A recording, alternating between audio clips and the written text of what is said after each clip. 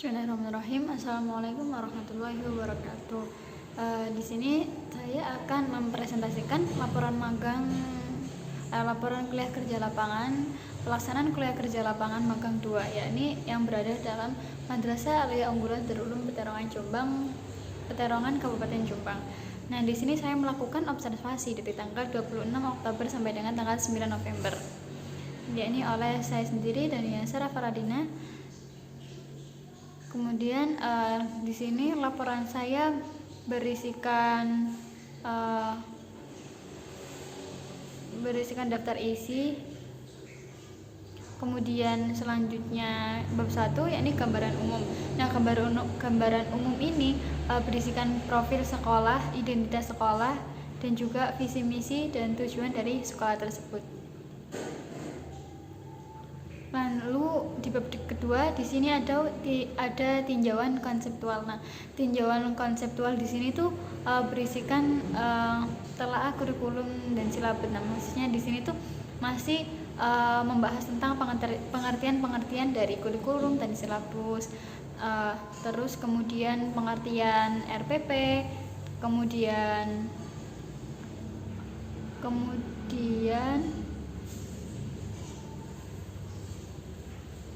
pengertian perangkat pembelajaran bahan ajar dan juga media, dilanjut dengan pengertian perangkat pembelajaran instrumen evaluasi. Dan di bab selanjutnya yakni bab ketiga. Nah, bab ketiga ini membahas tentang hasil dan juga pembahasan.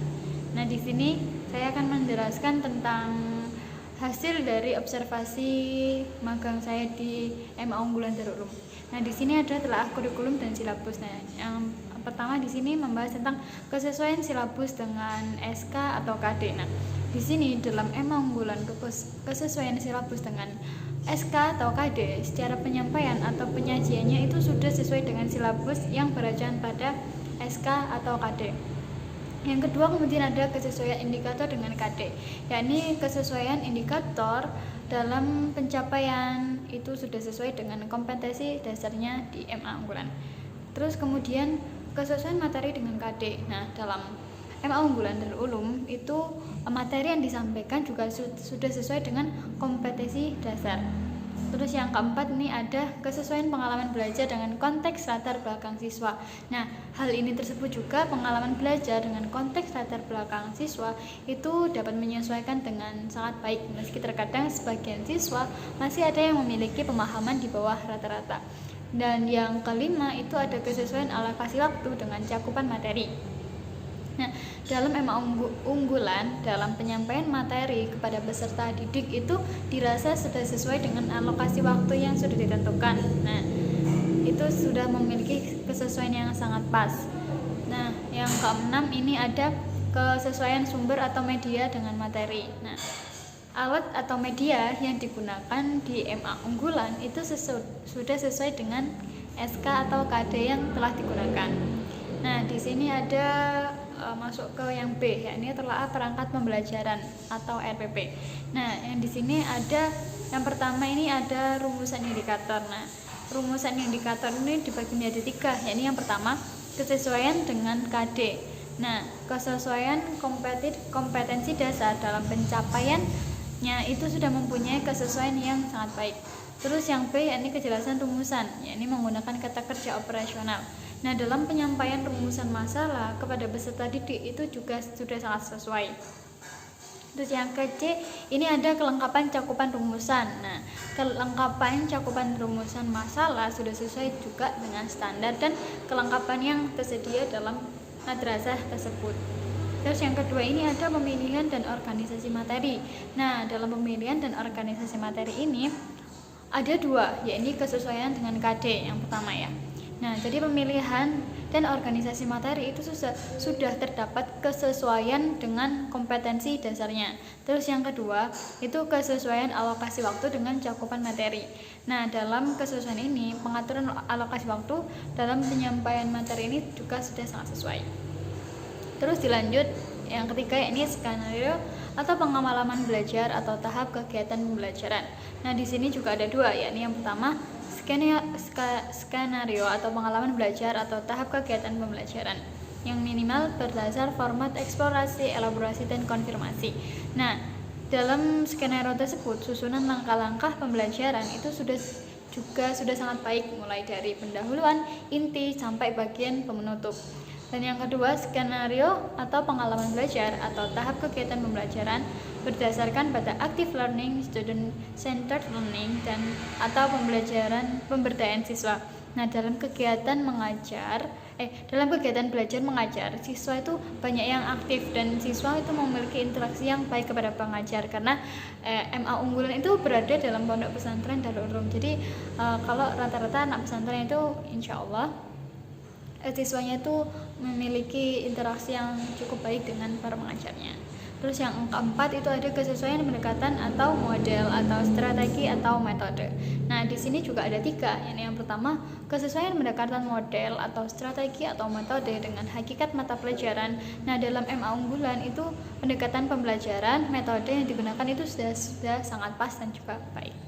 Terus yang ke B, ini ada kesesuaian pendekatan atau model atau strategi atau metode desain materi. Nah, metode yang digunakan dalam di MA unggulan itu kan bermacam-macam sesuai dengan materi yang digunakan. Nah, kesesuaian pendekatan atau model itu juga sangat pas dengan peserta didik. Jadi menyesuaikan dengan peserta didik dan juga menyesuaikan dengan materi. Terus yang C, kesesuaian pendekatan atau model atau strategi metode desain karakteristik siswa. Nah, sikap siswa ketika kepada guru itu sangat sopan dan baik, dan pengajar mampu membangkitkan semangat siswa yang pasif menjadi siswa yang aktif. Jadi ketika di pondok pesantren itu siswanya sopan-sopan kepada guru, jadi mereka mempunyai adab yang baik kepada para pengajar, dan juga para pengajar bisa mengasih feedback. Jadi para pengajar itu juga bisa membangkitkan semangat belajar para siswa-siswi. Nah, yang kelima ini ada kesesuaian sumber belajar atau media, yakni dibagi menjadi 3. Yang pertama, kesesuaian sumber belajar atau media dengan materi.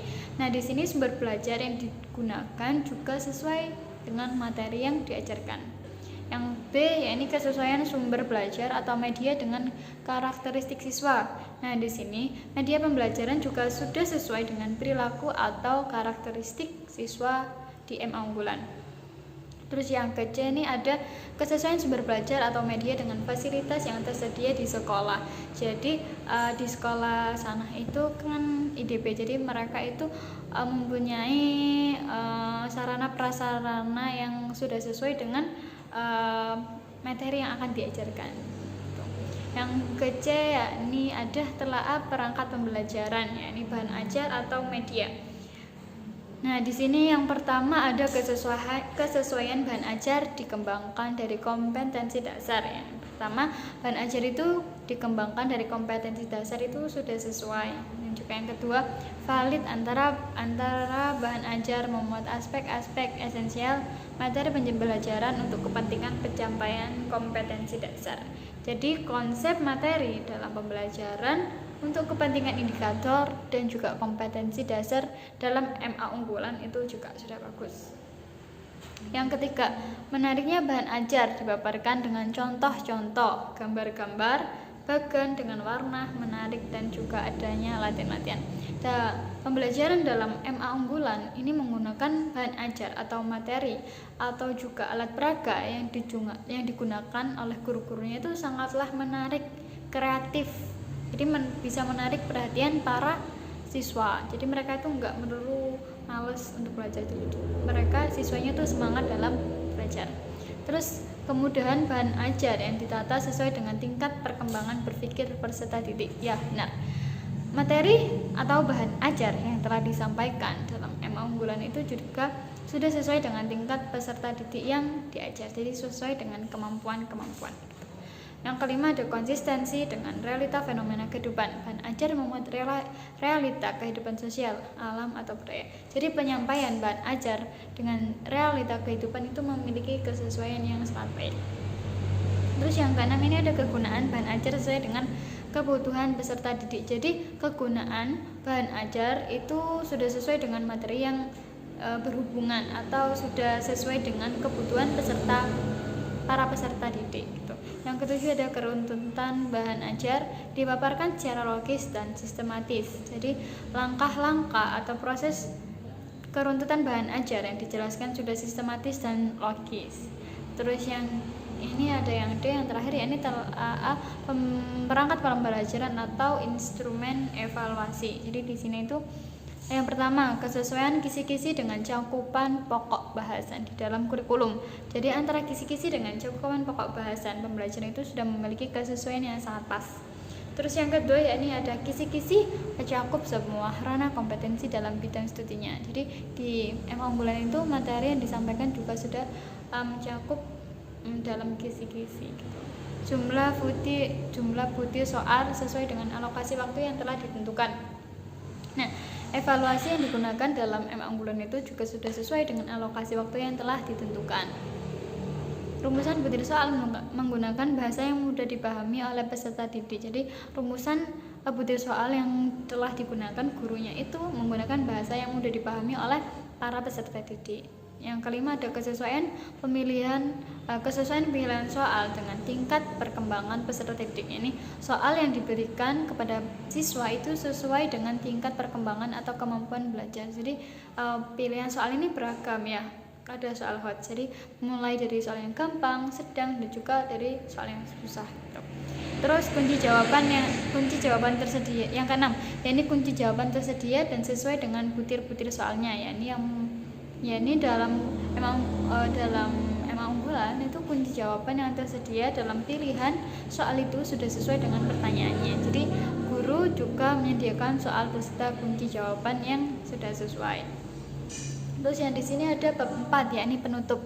Jadi kesimpulan berdasarkan observasi yang telah saya laksanakan di MA unggulan Darul Ulum pada tanggal 26 Oktober sampai dengan 9 November itu dapat diambil kesimpulan bahwasanya antara kurikulum dan silabus terdapat kesesuaian, termasuk juga kompetensi dasar, KD, indikator rancangan pelaksanaan pembelajaran atau RPP, dan kisi-kisi soal yang diujikan. Jadi cara mengajar guru pendidikan agama Islam di MA unggulan Darul Ulum itu selalu memperhatikan latar belakang dan juga karakteristik peserta didiknya yang beragam macamnya, sehingga bagaimanapun juga seorang pendidik harus mampu mengembangkan sesuai kadar kemampuan dan kebutuhan peserta didik. Nah, pada pelajaran di kelas alokasi waktu yang diberikan sangat singkat sehingga pada hafalan surat boleh dilakukan di luar jam pelajaran ketika waktu luang pada jam istirahat.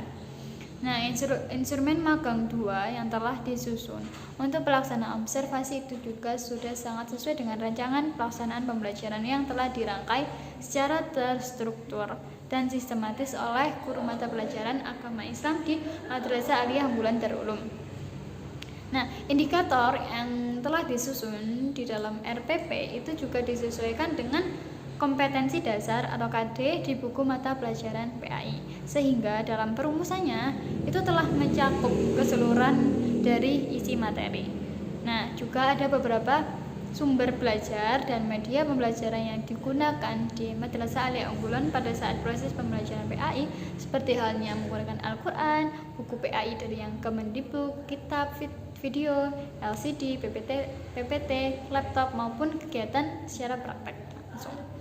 Dengan adanya sumber dan media tersebut diharapkan untuk lebih memudahkan peserta didik dalam memahami materi yang disampaikan. Jadi guru pendidikan agama Islam di MA unggulan Darul Ulum juga mempunyai buku pegangan yang mana hanya disimpan di perpustakaan.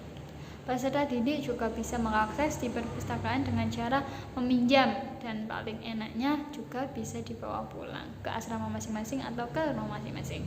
Namun jangka waktu tenggang peminjaman itu tergantung pustakawan yang menentukan. Jadi hal tersebut lebih memudahkan peserta didik dalam membantu mengerjakan tugas-tugas yang diberikan oleh guru. Baik, yang ke B ya, ini ada saran. Mungkin dari penulis kami sangat menyadari bahwa laporan ini tuh sangat banyak kekurangannya, baik dalam hal kurangnya informasi atau referensi mengenai profil sekolah maupun kurang dalam hal penulisan juga penyusunannya. Sehingga saya di sini menyarankan untuk menambahi profil sekolah dengan mewawancarai salah satu guru yang mengetahui secara detail mengenai sejarah berdirinya MA unggulan Darul Ulum sampai perkembangan yang telah dicapai pada saat ini. Dalam hal ini diharapkan agar pembaca mampu merefleksikan sejarah berdirinya sekolah dengan hasil observasi yang telah terlaksana ini. Kemudian bab yang terakhir disusun dengan daftar pustaka. Kemudian halaman terakhir yakni berisi tentang lampiran-lampiran. Sekian presentasi dari saya. Apabila banyak kekurangan, saya mohon maaf. Saya akhiri. Wabillahi taufiq wal hidayah. Wassalamualaikum warahmatullahi wabarakatuh.